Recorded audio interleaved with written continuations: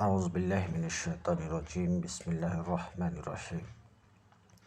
باب العلم انواریہ educational society و جامعہ انواریہ حیدرآباد انڈیا کے زیر اہتمام اللہ تعالیٰ کے فضل و کرم سے شعب الایمان للبیہقی کا درس قسط وار جاری ہے۔ آج کا درس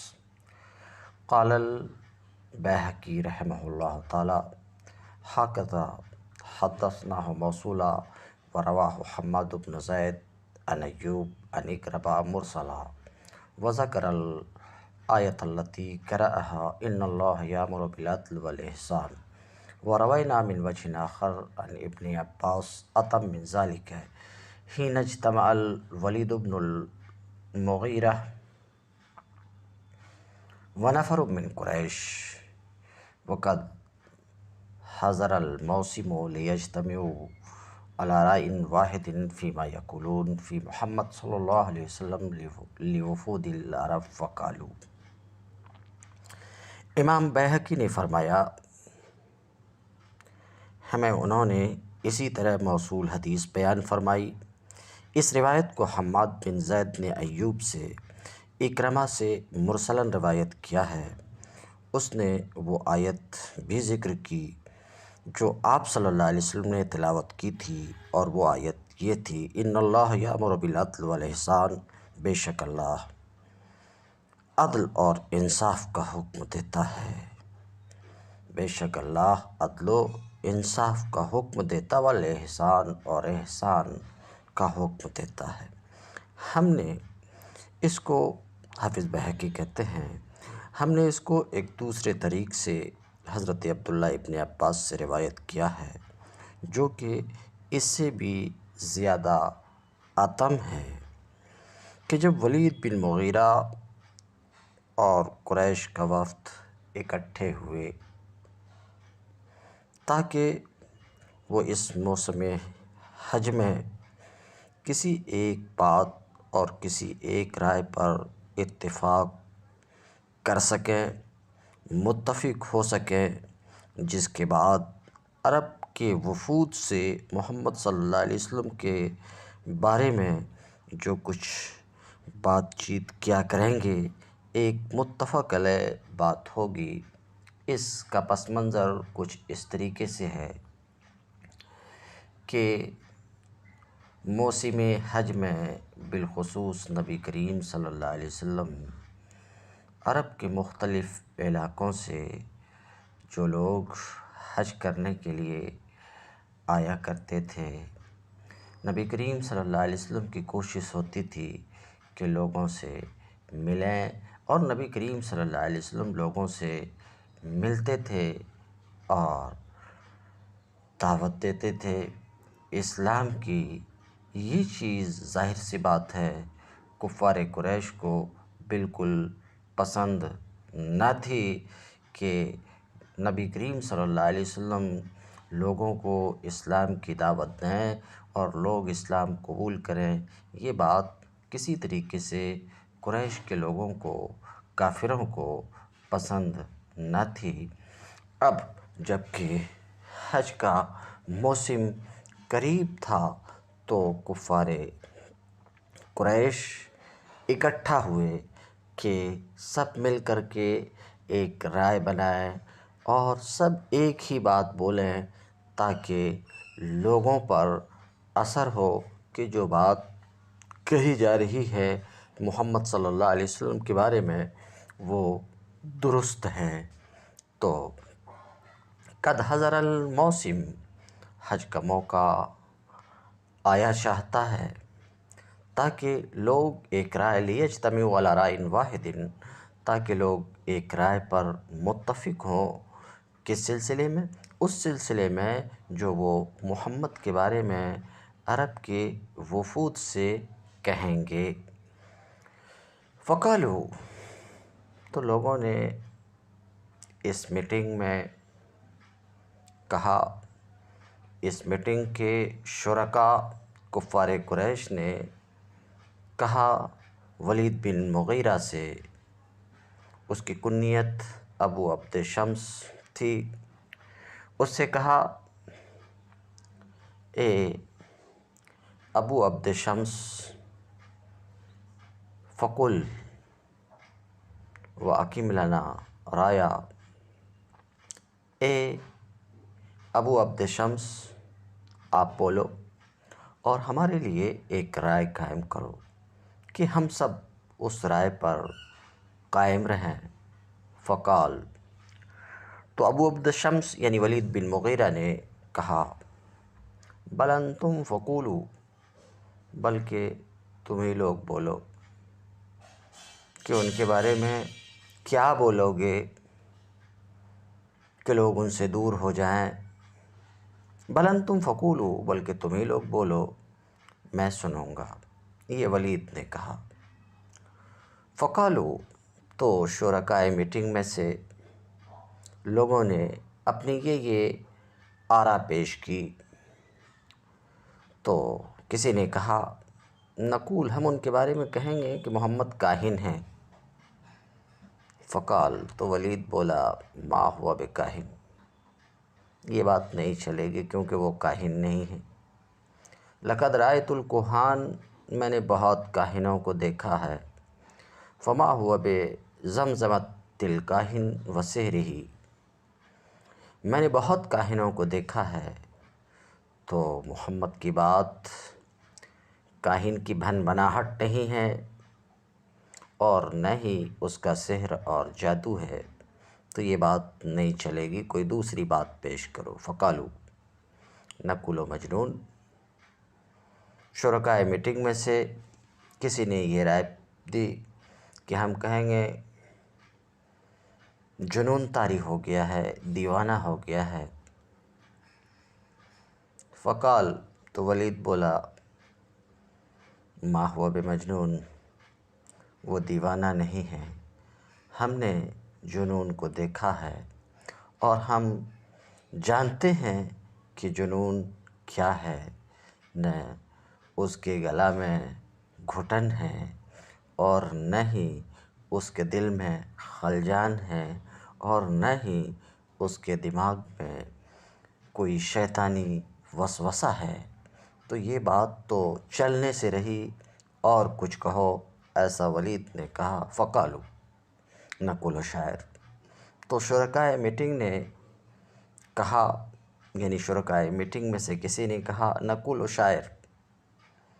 ہم ان کے بارے میں کہیں گے کہ بس یہ شاعر ہے اور کیا بھی نہیں ہے۔ قال، وما هو بشاعر، الفضل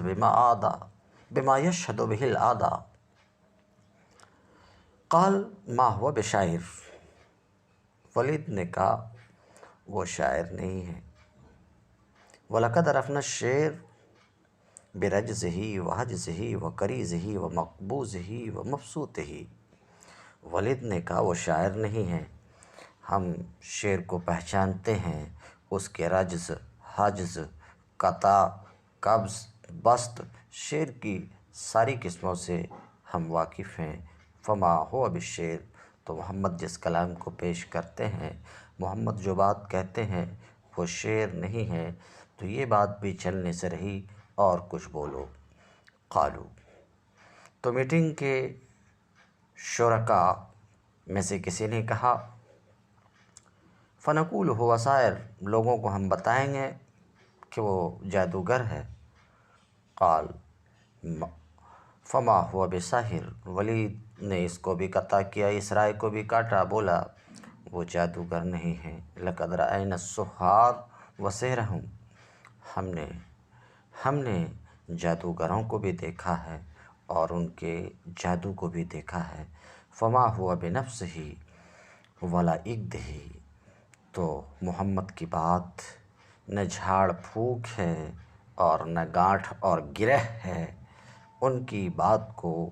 جھاڑ پھونک اور گرہ سے کیا بھی کوئی تعلق نہیں ہے، ایسا ولید نے کہا۔ فقالو، تو جب ولید نے شرکائے میٹنگ میں سے ہر ایک کی رائے کو قطع کر دیا، تو شرکائے میٹنگ نے کہا، اے ابو عبد شمس یعنی ولید، تم کیا کہتے ہو محمد کے بارے میں؟ قال، واللہ واللہ ان لقولہ لحلاوہ وان اصلہ لمغدق وان فرعہ لجنی۔ ولید بولا اللہ کی قسم، یہ بات شک اور شبہ سے بالا تر ہے کہ محمد کی بات میں شیرینی ہے، اس کی اصل اور جڑ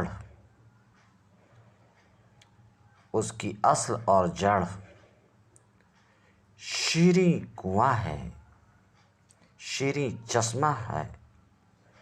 اور اس کی شاخ پھلدار درخت ہے، اس کی شاخ پھلدار ہے۔ فما انتم بقائلین من ھذا شیئا الا عرف انہ باطل، تو تم ان باتوں میں سے جو بات بھی ان کے بارے میں بناؤ گے جان لی جائے گی کہ یہ بات غلط ہے، اس لیے ان باتوں کو تو رہنے دو۔ وَإِنَّ أَقْرَبَ الْقَوْلِ أَن تَقُولُوا سَاحِرٌ يُفَرِّقُ بَيْنَ الْمَرْءِ وَبَيْنَ أَبِيهِ وَبَيْنَ الْمَرْءِ وَبَيْنَ أَخِيهِ وَبَيْنَ الْمَرْءِ وَبَيْنَ زَوْجَتِهِ۔ تو ولید بولا دل و دماغ سے چھوتی ہوئی بات یہ ہے کہ تم ان کے بارے میں کہو کہ محمد ایسا جادوگر ہے جو باپ بیٹے کے درمیان تفریق کر دیتا ہے، وَبَيْنَ الْمَرْءِ وَأَخِيهِ بھائی بھائی کو لڑا دیتا ہے، وَبَيْنَ الْمَرْءِ وَزَوْجَتِهِ میاں بیوی کو علیحدہ کر دیتا ہے، وَبَيْنَ الْمَرْءِ وَبَيْنَ عَشِيرَتِهِ آدمی اور اس کے خاندان کے درمیان دراڑ ڈال دیتا ہے۔ جب ولید بن مغیرہ نے یہ رائے پیش کی تو یہ رائے قبول کر لی گئی اور یہ رائے فائنل ہو گئی۔ فَتَفَرَّقُوا عَنْ بِذَلِكَ، تو لوگ اس کی اس بات پر متفق ہو کر علیحدہ ہو گئے۔ فَأَنزَلَ اللَّهُ عَزَّ وَجَلَّ فِي الْوَلِيدِ بْنِ الْمُغِیرَةِ، تو اللہ تبارک تعالیٰ نے ولید بن مغیرہ کے بارے میں یہ آیات نازل فرمائی۔ ذرنی ومن خلقت وحیدا وجعلت له مالا ممدودا وبنین شہودا ومہدت له تمہیدا ثم یطمع ان ازید کلا انہ کان لآیاتنا عنیدا سأرہقہ صعودا انہ فکر وقدر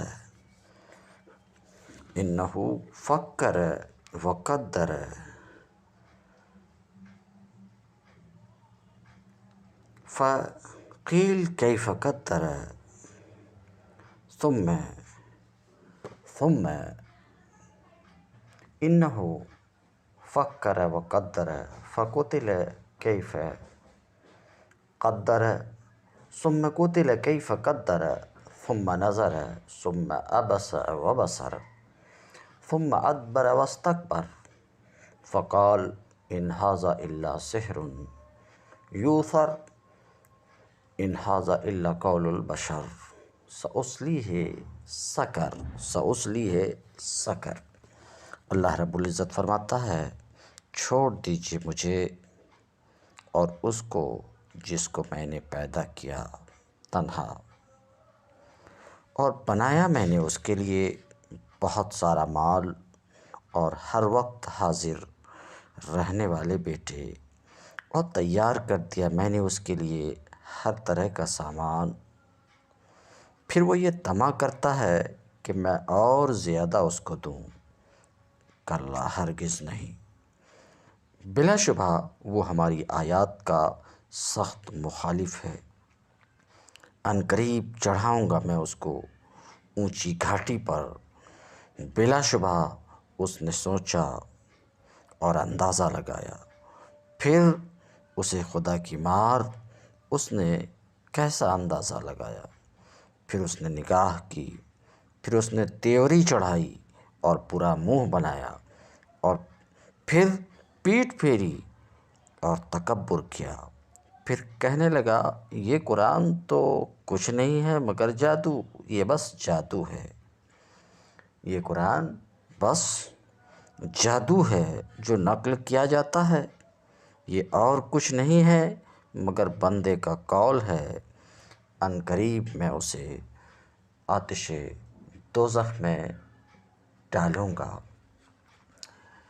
حدیث نمبر 134۔ اخبرنا ابو عبداللہ الحافظ حدثنا ابو العباس بن یعقوب حدثنا احمد بن عبد الجبار حدثنا یونس بن بکیر عن ابن اسحاق حدثنی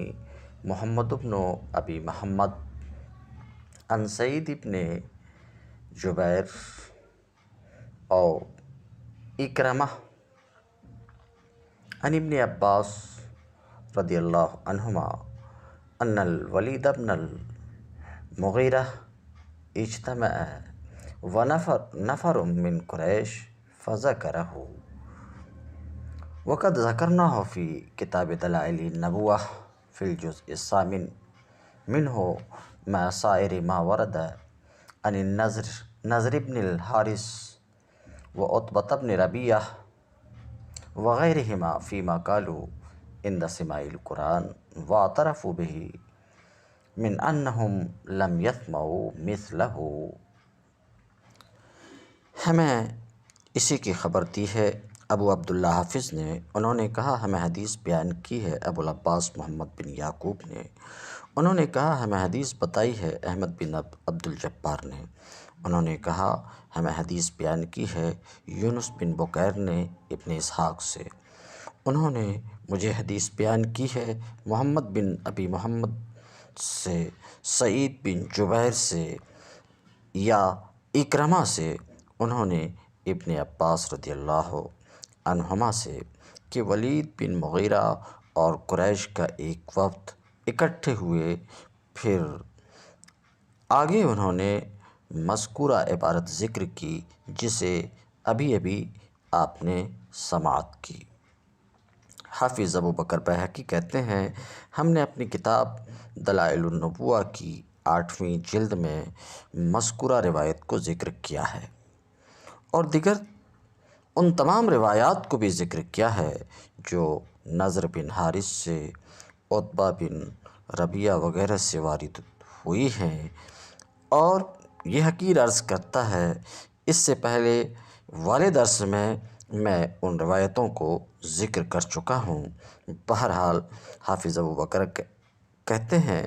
کہ ان تمام روایات کو بھی ذکر کیا ہے جو نضر بن حارث سے، عتبہ بن ربیعہ وغیرہ سے وارد ہوئی ہیں کہ انہوں نے قرآن مجید کے سماع کے وقت کیا کچھ کہا۔ انہوں نے جو اس بات کا اعتراف کیا کہ انہوں نے اس کی مثل کبھی نہیں سنا۔ گفتگو جاری ہے پیارے آقا محمد مصطفیٰ صلی اللہ علیہ وسلم کے معجزوں میں۔ تو آپ صلی اللہ علیہ وسلم کے معجزے بہت ہیں۔ مصنف نے ایک قول نقل کیا کہ آپ کے معجزے کی تعداد 1000 تک بتائی گئی ہے، مگر آپ صلی اللہ علیہ وسلم کے معجزوں میں سب سے بڑا معجزہ آپ کا قرآن ہے۔ اعجاز قرآن پر کل کے درس میں سیر حاصل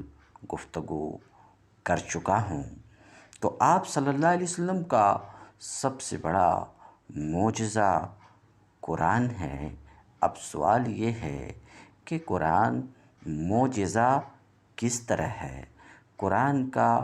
اعجاز کیا ہے؟ تو کل کے درس میں بہت تفصیل سے میں اعجاز قرآن رکھا ہوں۔ آپ کل کا درس سماعت فرما سکتے ہیں۔ بہرحال مصنف علیہ رحمہ اس جگہ فرماتے ہیں وفی القرآن وجہان آخران من الاعجاز، اور قرآن میں یعنی قرآن کا اعجاز کیا ہے؟ قرآن میں اعجاز کی دو اور صورتیں ہیں، یعنی قرآن دو اور اعتبار سے معجز ہے۔ قرآن دو اور اعتبار سے معجز ہے۔ قرآن معجزہ ہے ایک اس اعتبار سے احدہما ما فیہ من الخبر عن الغیب، قرآن معجزہ اس اعتبار سے ہے کہ قرآن میں پیشین گوئیاں بھی ہیں، اور قرآن میں جو پیشین گوئیاں ہیں 1400 سال بیتنے کے بعد، 1400 سال بیت گئے مگر جو پیشین گوئی بھی قرآن میں کی گئی اس کی صداقت پہ آج تک کوئی حرف نہ آ سکا۔ بہرحال مصنف کے الفاظ میں ما فیہ من الخبر عن الغیب، تو اعجاز قرآن کی دو اور صورتیں ہیں، ان میں سے ایک صورت یہ ہے کہ قرآن میں پیشین گوئیاں ہیں، قرآن میں پیشین گوئیاں بھی ہے، وذالک، اور اس بات کا ثبوت کہ قرآن میں پیشین گوئی ہے، اس بات کا ثبوت اللہ رب العزت کے اس قول میں اور اس قول میں اور اس قول میں موجود ہے۔ کس قول میں؟ وذالک فی قولہ عز وجل، قرآن میں پیشین گوئی ہے، اس بات کا ثبوت اللہ تبارک تعالیٰ کے قول لیظہرہ علی الدین کلہ ولو کرہ المشرکون، تاکہ اس دین کو، اسلام کو، محمد کے دین کو تمام دین پر غالب کرے، ولو کرہ المشرکون، خواہ مشرکین کو یہ کتنا ہی ناگوار کیوں نہ ہو۔ تو قرآن نے پیشین گوئی کی، قرآن نے پیشین گوئی کی، اور اس وقت پیشین گوئی کی جس وقت کے قرآن کے ماننے والے، اس دین اسلام کے ماننے والے کی تعداد بہت تھوڑی تھی، اور ظاہری قوت کے اعتبار سے کسی شمار میں نہیں تھے۔ اس وقت قرآن نے پیشین گوئی کی کہ اللہ اس دین کو تمام دین پر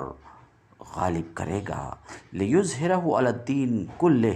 تو قرآن کی یہ پیشین گوئی جو قرآن نے کی تھی اس حال میں یہ پیشین گوئی پوری ہوئی، یہ بھی قرآن کا ایک اعجاز ہے۔ اسی طریقے سے یہ پیشین گوئی اللہ تعالیٰ کے اس قول میں، کس قول میں؟ لَيَسْتَخْلِفَنَّهُمْ فِي الْأَرْضِ، اور اللہ تعالیٰ کے قول سورہ روم میں وَهُمْ مِن بَعْدِ غَلْبِهِمْ سَيَغْلِبُونَ فِي بِضْعِ سِنِینَ، تو سورہ روم میں جو پیشین گوئی کی گئی ہے، الف لام میم سے یہ پیشین گوئی شروع ہوئی ہے، تو سورہ روم میں جو یہ پیشین گوئی کی گئی ہے،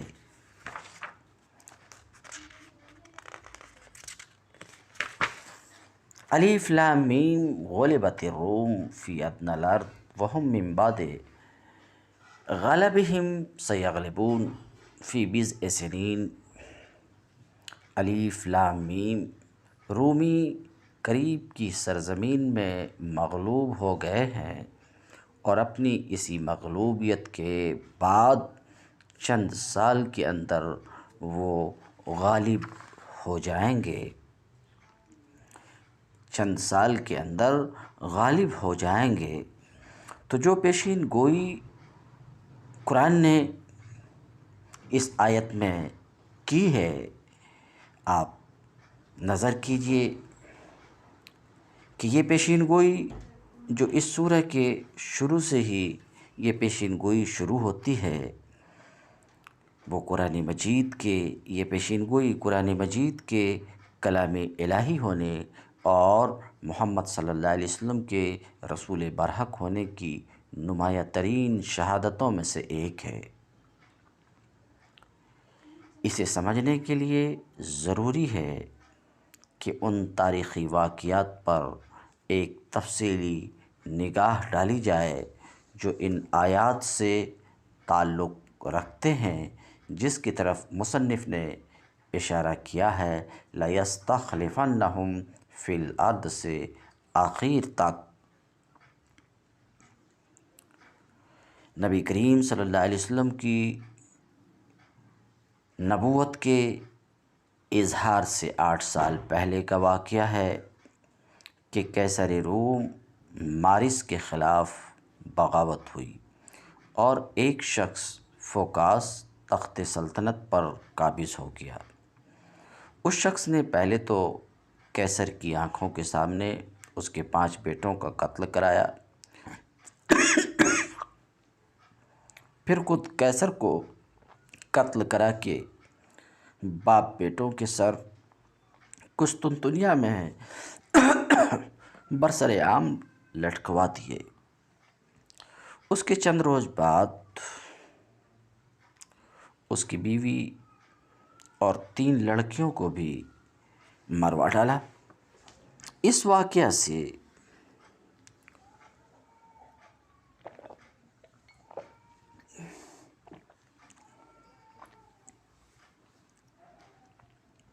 ایران کے بادشاہ خسرو پرویز کو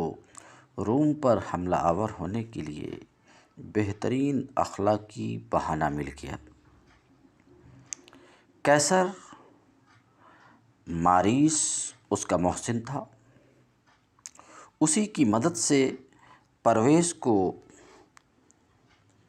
ایران کا تخت نصیب ہوا تھا۔ اسے وہ اپنا باپ کہتا تھا، اس بنا پر اس نے اعلان کیا کہ میں غاصب فوکاس سے اس ظلم کا بدلہ لوں گا جو اس نے میرے مجازی باپ اور اس کی اولاد پر ٹھایا ہے۔ سن 603 عیسوی میں اس نے سلطنت روم کے خلاف جنگ کا آغاز کیا۔ چند سال کے اندر وہ فوکاس کی فوجوں کو پے در پے شکستیں دیتا ہوا ایک طرف ایشیائے کوچک میں موجودہ اورفا تک، دوسری طرف شام میں حلب اور انطاکیہ تک پہنچ گیا۔ روم کے آیان سلطنت یہ دیکھ کر کہ فوکاس ملک کو نہیں بچا سکتا، افریقہ کے گورنر سے مدد کے طالب ہوئے۔ اس نے اپنے بیٹے ہرقل کو ایک طاقتور بیڑے کے ساتھ قسطنطنیہ بھیج دیا۔ اس کے پہنچتے ہی فوکاس معزول کر دیا گیا، اس کی جگہ ہرقل قیصر بنایا گیا اور اس نے برسر اقتدار آ کر فوکاس کے ساتھ وہی کچھ کیا جو اس نے ماریس کے ساتھ کیا تھا۔ یہ سن 610 عیسوی کا واقعہ ہے اور یہ وہی سال ہے جس میں نبی کریم صلی اللہ علیہ وسلم اللہ تعالیٰ کی طرف سے منصب نبوت پر سرفراز ہوئے۔ خسرو پرویز نے جس اخلاقی بہانہ کو بنیاد بنا کر جنگ چھیڑی تھی، فوکاس کے عزل اور قتل کے بعد وہ ختم ہو چکا تھا۔ اگر واقعی اس کی جنگ کا مقصد غاصب فوکاس سے اس کے ظلم کا بدلہ لینا ہوتا تو اس کے مارے جانے پر اسے نئے قیصر سے صلح کر لینی چاہیے تھی، مگر اس نے پھر بھی جنگ جاری رکھی اور اب اس جنگ کو اس نے مجوسیت اور مسیحیت کی مذہبی جنگ کا رنگ دیا۔ عیسائیوں کے جن فرقوں کو رومی سلطنت کے سرکاری کلیسا نے ملحد قرار دے کر سال تختہ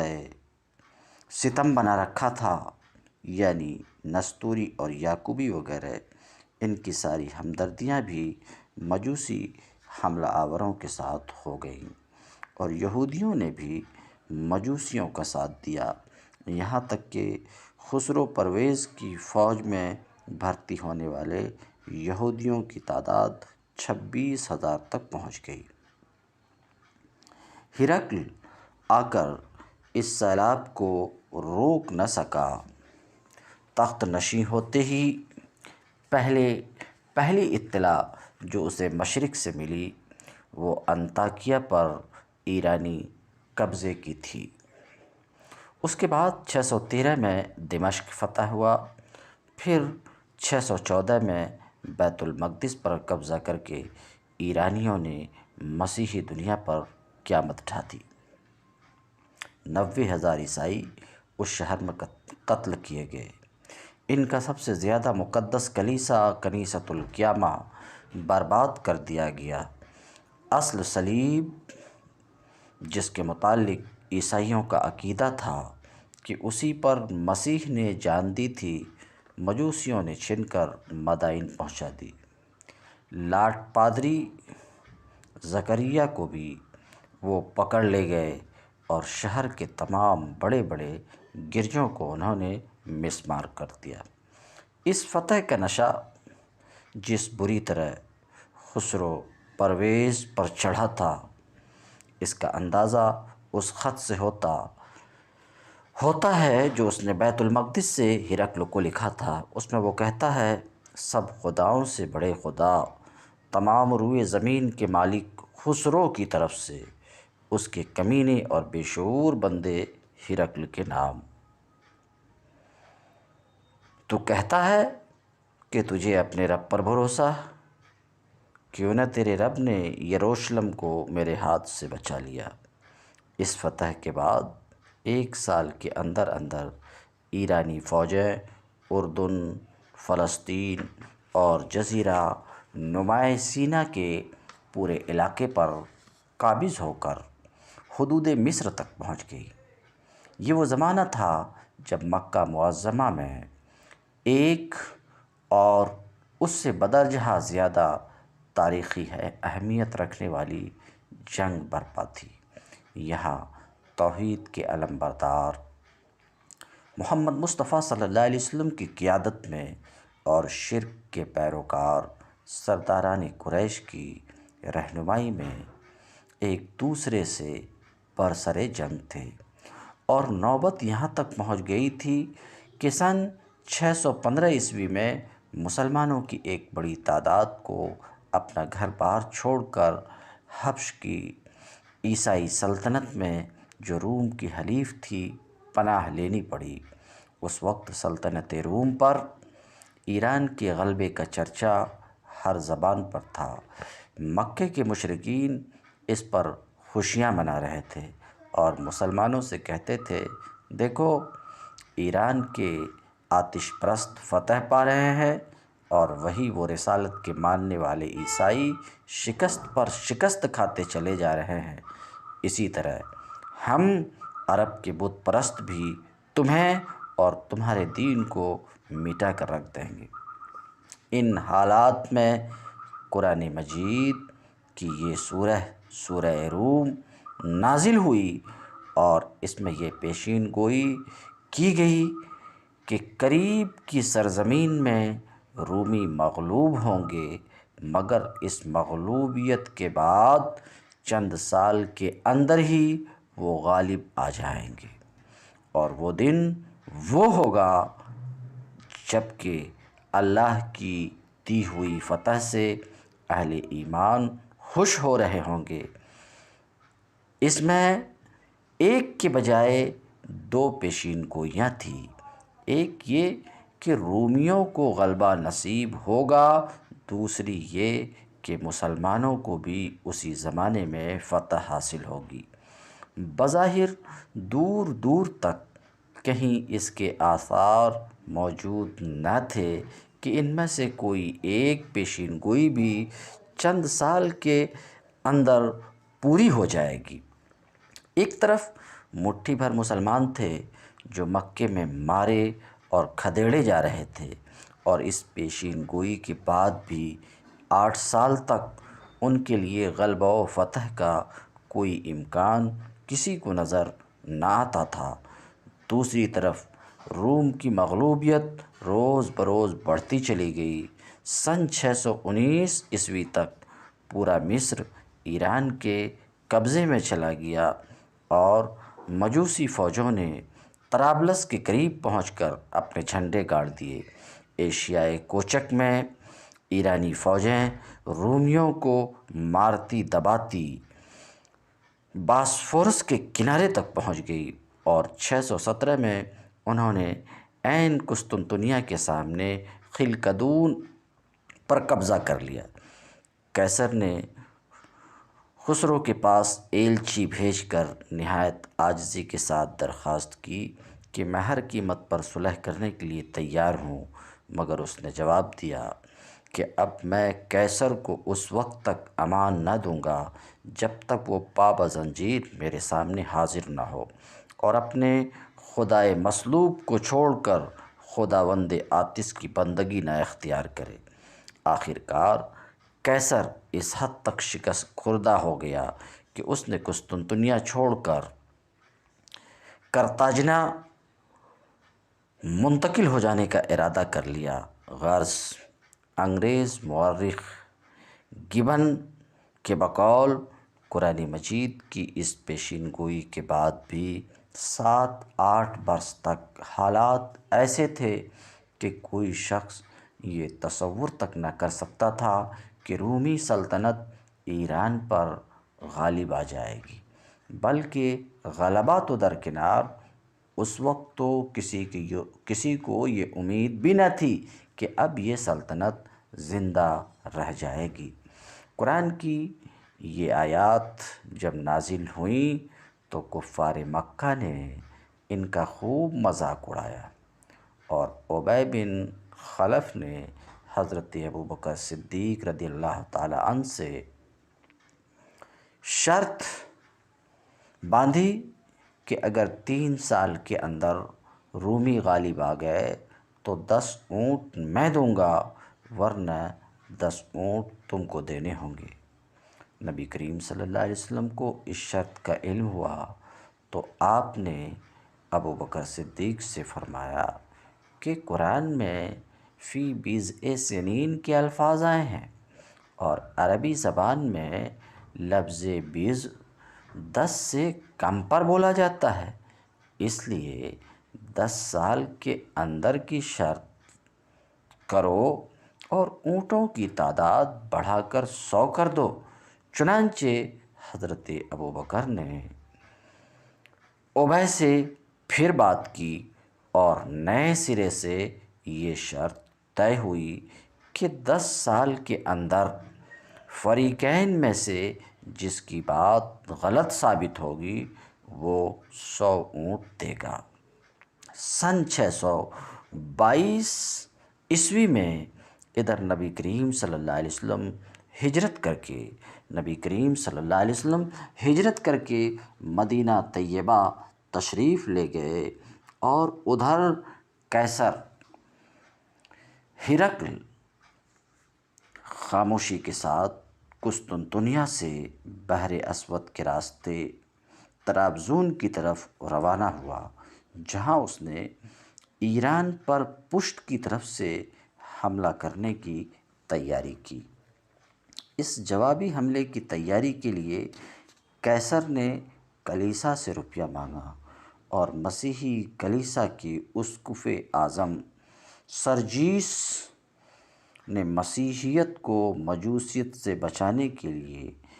گرجاؤں کے نذرانوں کی جمع شدہ دولت سود پر قرض دی۔ ہرقل نے اپنا حملہ 623 ہجری میں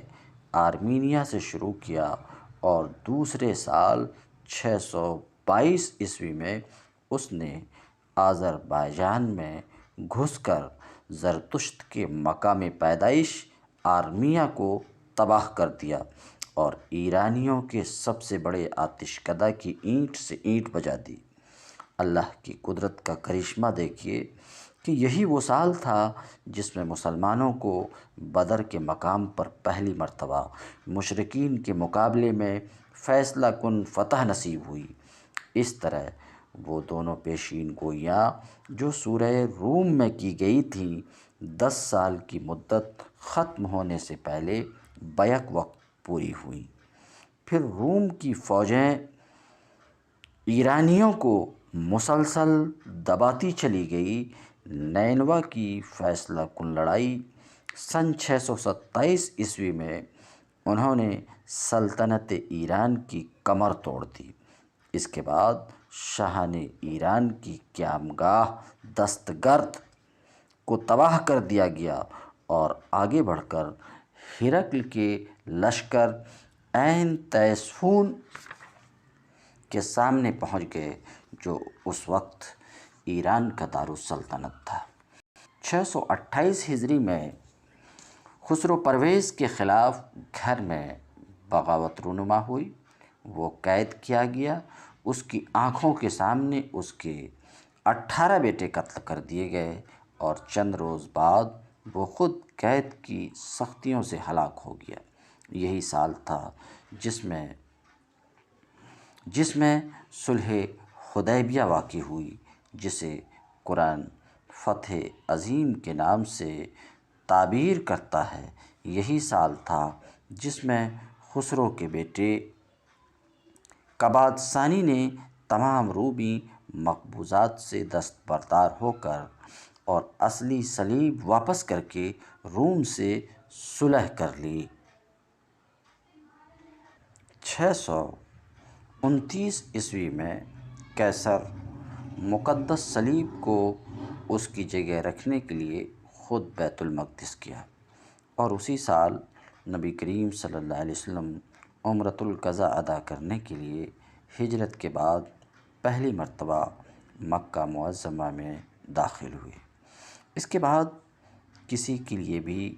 اس بات میں شک کی گنجائش باقی نہ رہی کہ قرآن کی پیشین گوئی بالکل سچی تھی۔ عرب کے بکثرت مشرکین اس پر ایمان لے آئے۔ ابی بن خلف کے وارثوں کو ہار مان کر شرط کے اونٹ ابوبکر صدیق کے حوالے کرنے پڑے۔ حضرت ابوبکر صدیق ان اونٹوں کو لے کر نبی کریم صلی اللہ علیہ وسلم کی خدمت میں حاضر ہوئے۔ آپ نے حکم دیا کہ انہیں صدقہ کر دیا جائے، کیونکہ شرط اس وقت ہوئی تھی جب شریعت میں جوئے کی حرمت کا حکم نہیں آیا تھا، مگر اب حرمت کا حکم آ چکا تھا۔ اس لیے حربی کافروں سے شرط کا مال تو لے لینے کی اجازت دے دی گئی، مگر ہدایت کی گئی کہ اسے خود استعمال کرنے کے بجائے صدقہ کر دیا جائے۔ تو قرآن کریم کا ایک اعجاز قرآن کریم کی پیشین گوئی کی صداقت ہے۔ والآخر ما فیہ من الخبر عن قصص الاولین من غیر خلاف۔ دوسری وجہ اعجاز قرآنی کی دوسری صورت یہ ہے کہ قرآن پہلے لوگوں کے قصے اور خبروں کی قصوں کی جو خبر دی ہے وہ سچ سچ بیان ہوئے ہیں، بغیر کسی مخالفت کے کہ اہل کتاب میں سے کسی نے ان قصوں کی مخالفت نہیں کی۔ ایسی چیزیں جس سے خبر واقع ہوئی ہے ان لوگوں کے بارے میں جو اہل کتاب تھے، اور یہ بھی معلوم ہے کہ آپ صلی اللہ علیہ وسلم معلوم انہ کان امیا لا یقرأ کتاب، اور یہ بھی معلوم ہے کہ آپ صلی اللہ علیہ وسلم امی تھے، نہ کوئی کتاب پڑھنا جانتے تھے اور نہ لکھنا جانتے تھے، اور نہ ہی اہل کتاب کی صحبت میں نشست و برخاست کرتے تھے، ان سے کچھ سیکھنے کے لیے یہ بات بھی سب کو معلوم ہے،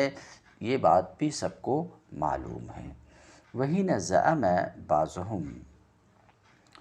أَنَّهُ يُعَلِّمُهُ بَشَرٌ رَدَّهُ اللَّهُ تَعَالَى ذَلِكَ۔ جس وقت کے قریش کے کفار میں سے بعضوں نے کہا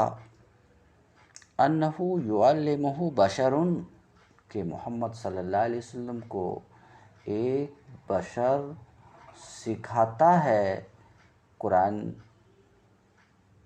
وہی بشر بتاتا ہے،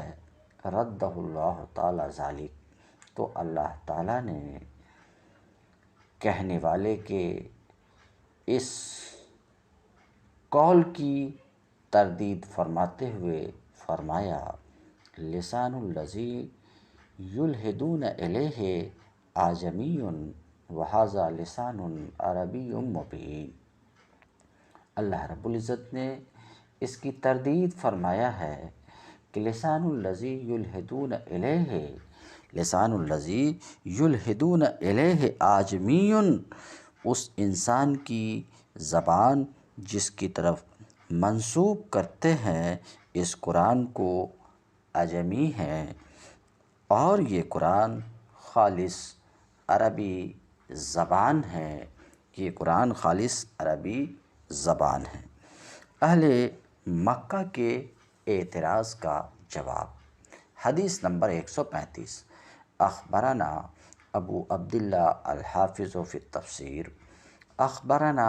عبد الرحمن بن الحسن القاضی، حدثنا ابراہیم بن الحسین، حدثنا آدم بن ابی ایاس، حدثنا ورقا عن ابن ابی نجیح عن مجاہد قالت قریش انما یعلم محمدا عبدا لابن الحضرمی رومی وکان صاحب کتاب، یقول اللہ عز وجل لسان الذی یلحدون الیہ اعجمی ای یتکلم بالرومیہ وہذا لسان عربی۔ حدیث نمبر 135۔ حافظ ابو بکر بیہقی کہتے ہیں خبر دی ہم کو ابو عبداللہ حافظ تفسیر میں، وہ کہتے ہیں خبر دی ہم کو عبد الرحمن بن حسن قاضی، وہ کہتے ہیں حدیث بیان کی ہم سے ابراہیم بن حسین، وہ کہتے ہیں حدیث بیان کی ہم سے آدم بن ابی ایاس، وہ کہتے ہیں حدیث بیان کی ہم سے ورقا، وہ روایت کرتے ہیں ابن ابی نجیح سے، وہ روایت کرتے ہیں مجاہد سے، وہ کہتے ہیں کہ قریش نے یہ کہا کہ محمد کو ابن حضرمی کا ایک رومی غلام سکھاتا ہے، وکان صاحب کتاب، اور وہ رومی غلام کتاب والا تھا، کتابی تھا۔ تو اللہ رب العزت ارشاد فرماتا ہے لسان الذی یلحدون الیہ اعجمی، اس انسان کی زبان جس کی طرف قرآن کو منسوب کرتے ہیں اعجمی ہے، سمجھ رہے ہیں، یعنی یتکلم بالرومیہ، وہ رومی زبان میں گفتگو کرتا ہے، اور یہ قرآن لسان عربی مبین، یہ قرآن خالص عربی زبان ہے۔ اخبرنا ابو عبداللہ الحافظ فی کتاب المستدرک فقال عن مجاہد عن ابن عباس۔ حدیث نمبر 136۔ وبہذا الاسناد حدثنا ورقا عن حسین بن عبد الرحمن عن عبید اللہ بن مسلم بن الحضرمی قال کان لنا غلامان نصرانیان من اہل عین التمر۔ ہمیں خبر دی ہے ابو عبداللہ حافظ نے اپنی کتاب المستدرک میں اور کہا مجاہد سے اور ابن عباس سے روایت ہے۔ اسی مذکورہ اسناد کو حدیث نمبر 137 اسی مذکورہ اسناد کے ساتھ ہمیں بیان کی ہے ورقہ نے حسین بن عبد الرحمن سے عبداللہ بن حسین بن عبد الرحمن سے انہوں نے اس کی روایت کی حسین بن عبد الرحمن سے انہوں نے عبید اللہ بن مسلم سے مسلم بن حضرمی سے انہوں نے کہا کنا غلامان نصرانیہ نے ہمارے 2 نصرانی غلام تھے جن کا تعلق عین تمر سے تھا، 2 میں سے یسمى احدہما یسار، 2 میں سے ایک کا نام یسار تھا اور دوسرے کا نام جبر تھا، اور یہ دونوں لوہار تھے۔ وکانا سیکلین، یہ دونوں لوہار تھے۔ وکانا یقرآن کتابا لہما، اور یہ دونوں اپنی ایک کتاب پڑھا کرتے تھے۔ فربما مر رسول اللہ صلی اللہ علیہ وسلم فقام علیہما، تو راوی کہتے ہیں کہ بسا اوقات نبی کریم صلی اللہ علیہ وسلم کی ان کے پاس سے گزر ہوتی تو آپ صلی اللہ علیہ وسلم ان کے پاس کھڑے ہو جاتے۔ اس پر مشرکین نے کہا انما یتعلم محمد منہما، محمد انہی دونوں سے سیکھتے ہیں۔ فانزل اللہ عز وجل ھذہ الآیہ،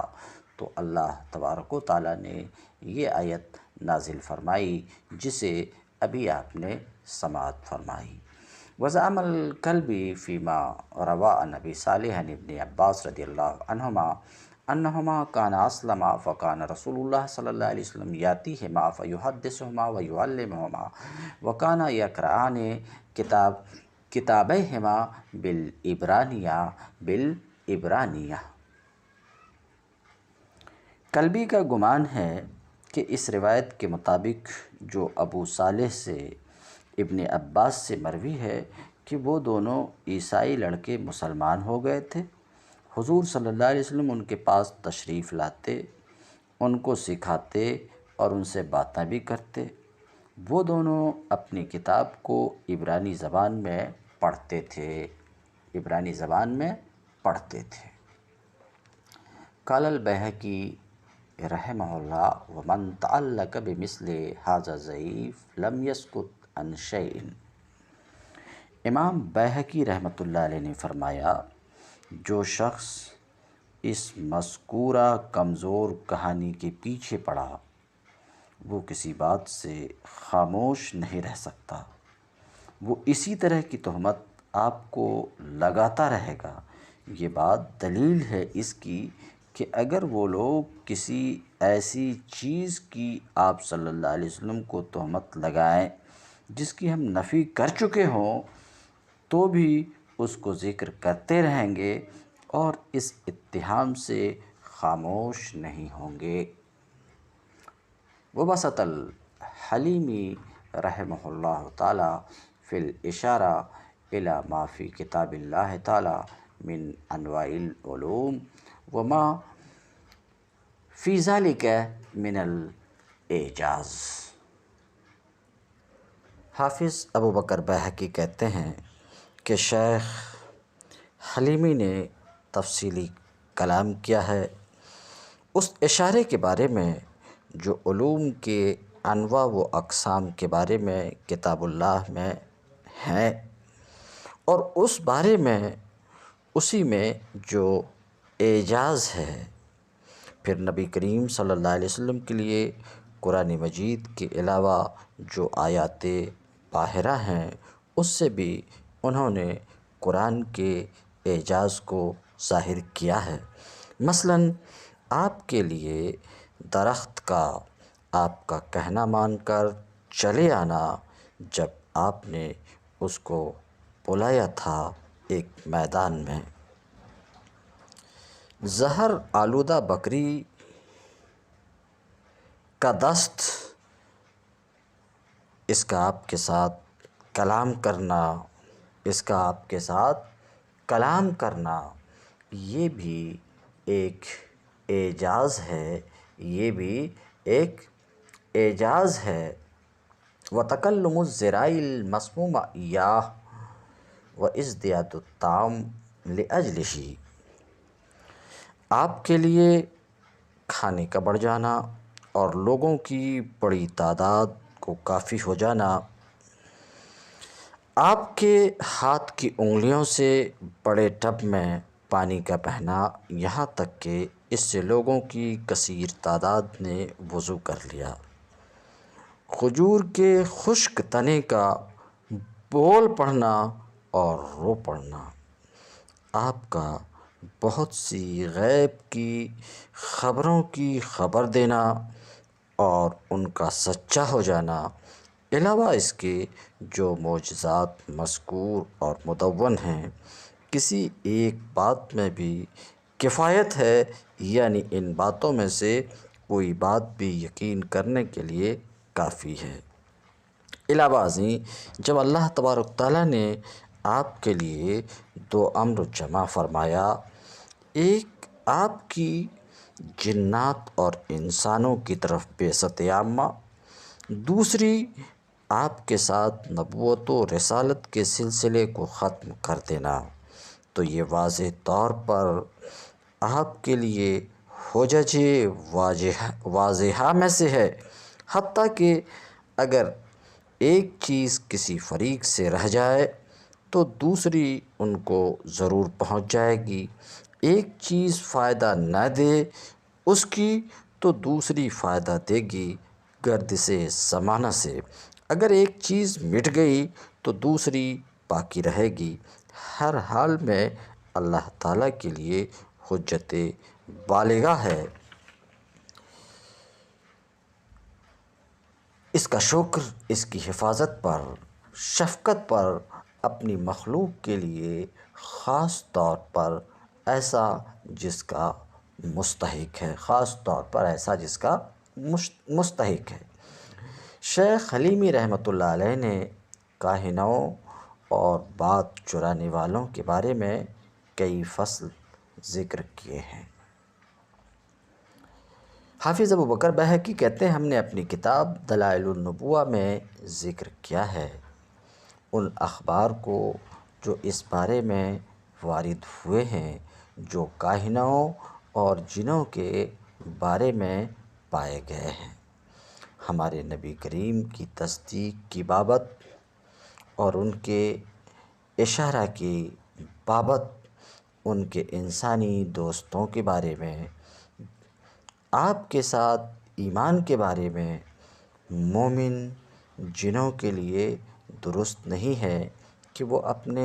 دوستوں کو اللہ پر جھوٹ بولنے پر آمادہ کریں یا اس کی تابعداری پر آمادہ کریں۔ جو اللہ پر جھوٹ بولے اور کافر جنوں کے لیے ممکن ہے کہ وہ اپنے اولیاء کو حکم کریں ایمان کا، اس انسان کے ساتھ جو اللہ کے ساتھ کفر کرے، تو یہ بات دلالت کرتی ہے اس پر کہ اس کا حکم جو ان